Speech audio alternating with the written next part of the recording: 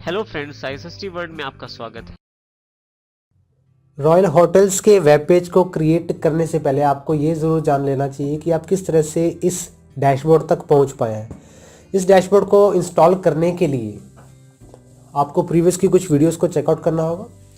मैंने उसके अंदर डैशबोर्ड को किस तरह से इंस्टॉल कर सकते हैं उसकी पूरी क्वेरी को सॉर्ट आउट किया है, उसे बताया है कि आप किस तरह से इसे क्रिएट कर पाते हैं और यहाँ तक पहुँच पाते हैं। उसके बाद बारी आती है हमारे इस पेज को व्यू करने की कि हम स्टार्ट किस सेक्शन से करने वाले हैं, जिसे हम अगली वीडियो में स्टार्ट करेंगे इस सेक्शन से।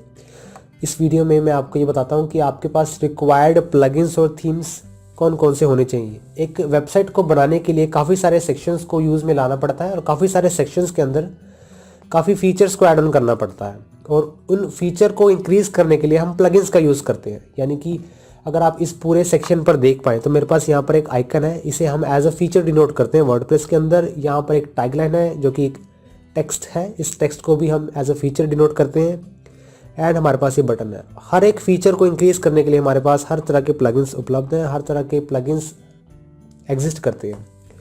तो इन प्लगइन्स की लिस्ट को हम चेकआउट करते हैं और हमारे वेबसाइट में थीम्स का जो रोल रहता है वो ये रहता है कि अगर आप अपनी वेबसाइट को एक प्रॉपर लुक एंड फील देना चाहते हैं, हेडर बार से लेकर, यानी कि जो टॉप का बार है फिट एंड फाइन, आप यहाँ पर देख सकते हैं। ये मेरे पास प्रीवियस वेबसाइट का एक हेडिंग लाइन है, तो मैं यहाँ से चेकआउट देख पा रहा हूँ कि एक वेबसाइट का हेडर एंड फुटर का जो एरिया होता है वो थीम के अंदर डिफाइंड होता है। फुटर में अगर कोई चेंज करना चाहते हैं, यानी कि आप इस बैकग्राउंड के ऊपर अगर कुछ ऐड ऑन करना चाहते हैं तो आपको थीम्स में चेंज करना होगा। तो हमारे पास ये रोल है थीम का। आप टॉप में जो नेविगेशन बार है इसे भी थीम के अंदर ऐड ऑन कर सकते हैं, थीम के अंदर ही एडिट कर सकते हैं। अगर आपके पास कोई थीम विजिबल नहीं होगी तो आपकी वेबसाइट का लुक एंड फील, तो आपकी जो थीम का लुक है वो आपके कलर कॉम्बिनेशन से या फॉन्ट फैमिली से थोड़ा सा मिसमैच रहता है, जिसके लिए आपको एक थीम को इंस्टॉल करने की ज़रूरत होती है अगर आप किसी भी वेबसाइट को क्रिएट करते हैं या किसी भी पेज को क्रिएट करना चाहते हैं। इसीलिए तो यहाँ पर मेरे पास जो थीम अवेलेबल है वो ओशन WP के नाम से, मैं यहाँ पर इस थीम को यूज़ करने वाला हूँ। इसकी प्रॉपर्टीज़ को, इसकी डिटेल्स को देखने के लिए मैं इसे क्लिक कर देता हूँ। आप यहाँ से ओशन WP थीम को इंस्टॉल कर सकते हैं। किसी भी थीम को सर्च करने के लिए या ऐड करने के लिए आपको थीम सेक्शन में जाना है एंड देन टॉप में आपको ऐड न्यू का बटन दिखेगा, आप यहाँ से थीम को ऐड कर सकते हैं। आपको इसमें एक बात ज़रूर ध्यान में रखनी है कि थीम को जब आप सर्च करते हैं तो आप proper word by word search करें। अगर आप ओशन और WP में स्पेस देते हैं तो आपकी जो सर्च रिलेटेड सेटिंग्स है उसमें थोड़े बहुत चेंजेस आपको देखने को मिल सकते हैं। ओशन के नाम से हमारे पास ऐसी कई सारी थीम्स हैं, कई सारी WP के नाम से भी हैं। तो आप अगर सर्च करते हैं ओशन WP के नाम से, इसे प्रॉपर स्पेल करें ताकि आपको रेलेवेंट रिजल्ट मिल पाए।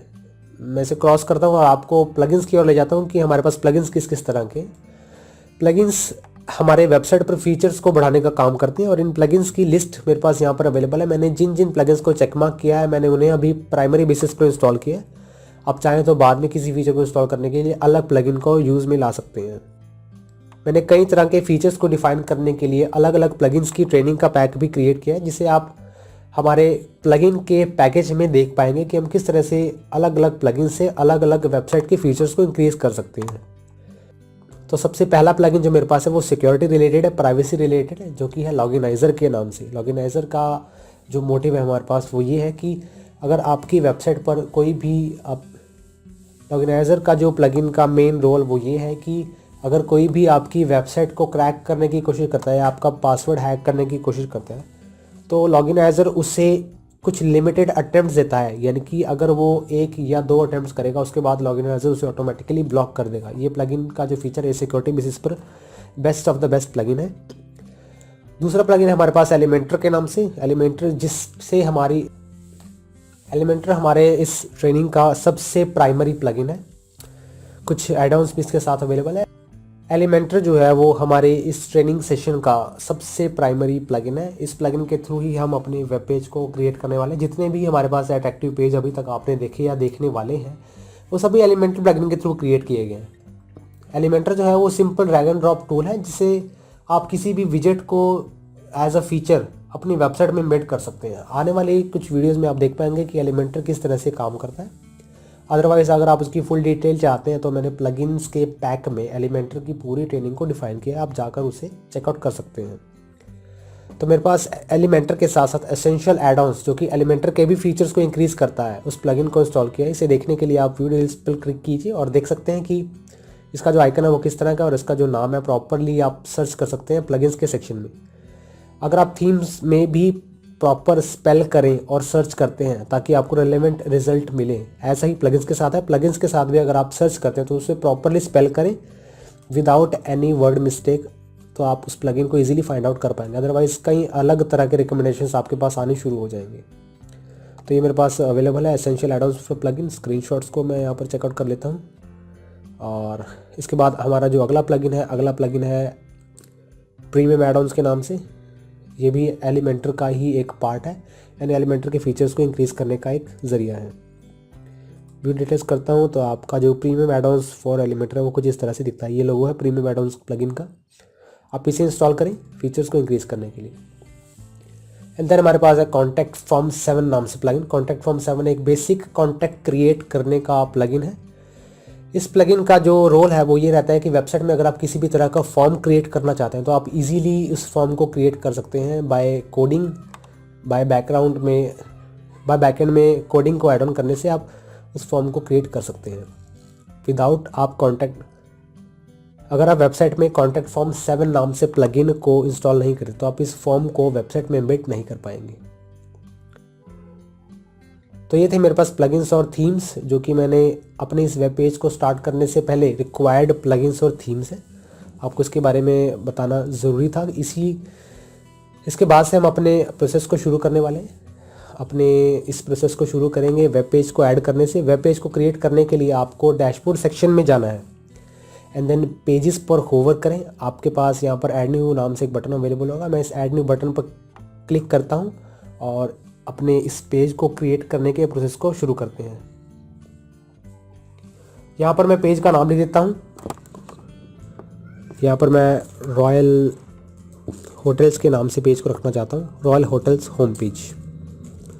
आप चाहे तो कोई भी नाम दे सकते हैं और इसे बाद में चेंज भी कर सकते हैं। किसी भी तरह के परमालिंक को चेंज करने के लिए आपको इसके परमालिंक रिलेटेड सेटिंग्स में जाना होगा, जिसे आप पब्लिश करने के बाद देख पाएंगे। मैं इसे पब्लिश करता हूँ। पब्लिश करने के बाद आपका जो परमालिंक है वो यहाँ पर विजिबल होगा और इसे चेंज करने के लिए आपको क्या करना होगा, परमालिंक के इस टैब में जाना है एंड आप उसके स्लग को, यूआरएल स्लग को यहाँ से चेंज कर सकते हैं। मैं पेज को डिलीट करता हूँ, सिंपल होम रखता हूँ, पब्लिश, तो आपका ये जो परमालिंक है ये मेरे पास विजिबल होगा। लाइव एग्जांपल के लिए आपको मैं इसे न्यू टैब में ओपन करके दिखाता हूँ। जो मेरे पास परमालिंक अब विजिबल हो रहा है वो रॉयल होटल्स होम के नाम से हो रहा है, रॉयल होटल्स होम के नाम से। अगर मैं इसमें बाद में पेज ऐड ऑन करना चाहता हूँ तो मैं इस स्लग को यहाँ से इंक्रीज़ कर दूंगा एंड देन यहाँ पर पेज ऐड कर दूंगा। अपडेट करने के बाद अब अगर मैं इसे न्यू टैब में व्यू करता हूँ तो मेरे पास ये अपडेटेड परमालिंक कुछ इस तरह से विजिबल होता है, रॉयल होटल्स होम पेज। तो इस तरह के डॉक्यूमेंट सेटिंग्स में आप उसकी विजिबिलिटी को मैनेज कर सकते हैं। अगर पेज को डिलीट करना चाहते हैं तो यहाँ से कर सकते हैं। पब्लिश के बारे में इंफॉर्मेशन लेना चाहते हैं कि ये पेज कब पब्लिश हुआ तो आप उसे यहाँ से चेकआउट कर सकते हैं। विजिबिलिटी अगर आप पब्लिक नहीं रखना चाहते, प्राइवेट रखना चाहते हैं तो उसे यहाँ से क्लिक करके उसे प्राइवेट भी रख सकते हैं ताकि वो किसी और को पेज विजिबल ना हो, सिर्फ आपको हो। अगर आप इस पेज को पासवर्ड प्रोटेक्टेड रखना चाहते हैं, यानी कि लॉक रखना चाहते हैं, प्राइवेसी रखना चाहते हैं इस पेज पर, तो आप सिंपली इस ऑप्शन पर क्लिक करें एंड देन अपडेट कर दें। अगली सेटिंग्स में मेरे पास स्टेटस विजिबिलिटी हो गया, परमालिंक भी हो गया, फीचर इमेज यानी कि टॉप पे अगर किसी भी फीचर इमेज को मेंशन करना चाहते हैं तो उससे यहाँ से कर सकते हैं। मैं सैंपल के तौर पर फीचर इमेज को यूज़ करता हूँ, अपडेट करता हूँ एंड देन रिफ्रेश करने पर मैं जो रिजल्ट देखूंगा वो कुछ इस तरह से देखूंगा। फीचर इमेज का जो ऑप्शन है वो मुझे इनेबल करना होगा। अभी थीम में इनेबल मेरे पास वो नहीं है, आगे की वीडियोस में आप उसे इनेबलाइजेशन की तरफ चलेंगे। एड्रेस हो गया, परमालिंक हो गया, फीचर इमेज के अंदर आप अपनी इमेज को टॉप पर दिखा सकते हैं। अगर आप किसी भी तरह के आपके फीचर इमेज है उसे टॉप पर मेंशन करना चाहते हैं सबसे ऊपर, तो आप उसे यहाँ से मेंशन कर सकते हैं। डिस्कशन के अंदर अगर आपके पेज पे किसी तरह की पोस्ट है तो आप कमेंट्स अलाउ करना चाहते हैं ताकि कोई भी आकर कमेंट कर सके, तो आप इस चेक मार्क पर क्लिक करें। पेज एट्रीब्यूट में थीम रिलेटेड सेटिंग्स हैं। अगर किसी अलग तरह के टेम्पलेट को यूज़ करते हैं तो आप टेम्पलेट को सिलेक्ट करें। एलिमेंटर कैनवस को यूज़ करना चाहते हैं, यानी कि सिर्फ आपके पास एलिमेंटर द्वारा जो एलिमेंट्स ऐड हुए हैं वो दिखाना चाहते हैं, तो आप सिर्फ एलिमेंटर कैनवस पर क्लिक करें। इसे मैं आगे आने वाली वीडियोस में स्टडी करेंगे प्रॉपरली। एलिमेंटर फुल विड्थ के अंदर अगर आप एलिमेंटर से एडिट करना चाहते हैं और आपका जो थीम लेआउट है वो साइड बार रिलेटेड है, यानी कि आपकी थीम में लेफ्ट साइड में साइड बार है या राइट साइड में साइड बार है, तो उसे फुल विड्थ में दिखाना चाहते हैं, तो आपको इस पेज को फुल विड्थ में दिखाने के लिए टेम्पलेट में एलिमेंटर फुल विड्थ पर क्लिक करना है। लैंडिंग पेज ही मेरे पास थीम की तरफ से प्रोवाइडेड फीचर है, ये इसे मैं यूज़ नहीं करना चाहता हूँ। हर थीम के हिसाब से मेरे पास यहाँ पर फीचर्स अलग अलग हो सकते हैं।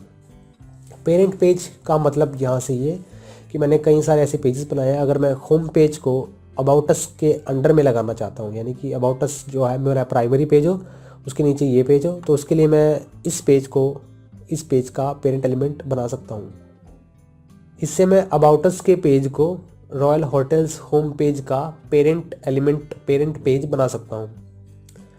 उसके बाद बारी ऑर्डर्स की कि अगर आप कोई भी पेज इसके बाद बनाना चाहते हैं या उससे अलग ऑर्डर देना चाहते हैं तो आप उसे यहाँ से देख सकते हैं।